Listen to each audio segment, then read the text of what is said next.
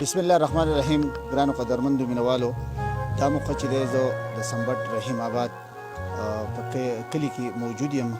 کتونکو بیګا یو بده پیښه یو ماما ته راغلې ده، هغه زموږ سره په دې کور ځای کې موجود دی او کور چې دی هغه کچه دی، خو د بدقسمتۍ د وجې چې بیګا راولېدو یوه کمره کور. تاسو د هغې مناظر تاسو وکتل. د کور مالک هم زما سره موجود دی په دې کمره کې چې کوم زموږ ورور هلته کې و. بیګا شپه د هغه چې په کومه کمره کې وه او دغه واقعیت څنګه راله، څه مخې ته پېښ شو، څومره نقصان شوی دی. حاجي صاحب هم ولاړ دی، زوی هم ولاړ دی. دوی نه لږه پوښتنه کوو. السلام علیکم. وعلیکم السلام. زما نوم الرحمان دی، د دې زوی نوم مې عدالت خان دی.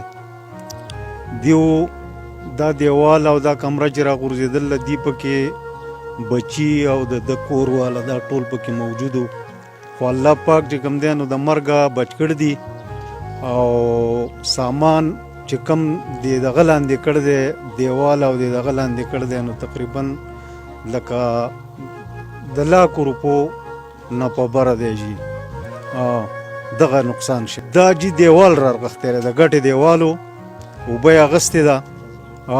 نو دا دیوال چې څنګه راغلی نو د دې سره بش هم مات شوی دی او بیا ټوله کمره راغله.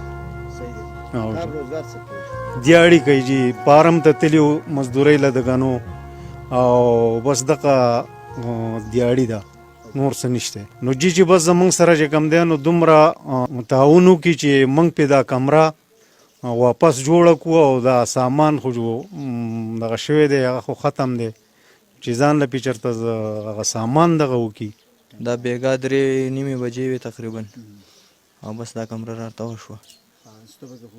بس زما دا غوږ پکې لګېدلی، دا اوله مې لګېدلی، دا بچیان مې لږ ټکېدلي راټکېدلي او بس دا خپل هلکان نه غونډ شو. بس هلکان یې ترې وښکودو. یاره موږ به څه ووایو خو که چا څه دغه وکړو.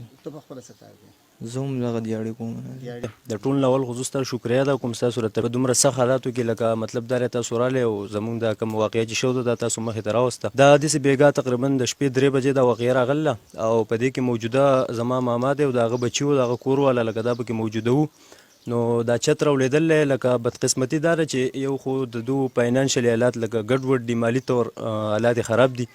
نو زمونږ لکه څومره چې اعلی حکام دي، زمونږ سی ایم صاحب شو، زمونږ چې لکه مخې ته څومره غټې غټې انتظامیې دي د هغو په لاس کې چې څه دي، نو لکه موږ هغو ته اپیل کوو چې مهرباني وکئ، لکه تاسو زمونږ سره مرسته وکئ، ځکه چې دا د دو داسې څه کار روزګار وغیره داسې هېڅ هم نشته. دغه دیاړي کوي، ځان له مزدوري کوي. نو لکه که فرض که تاسو ورسره مدد وکئ او دا کور دو داسې جوړ کړي چې دوباره بیا د دې د راغورځېدو خطره نه وي. که دو په خپله داسې دا کور ځان له جوړ کړي او هغه به داسې کچی، نو لکه اوس خو شکر الحمدلله الله پاک جانی طرف نه خیر کو او مالي تر نقصان چې دی ښه کافي شو دی.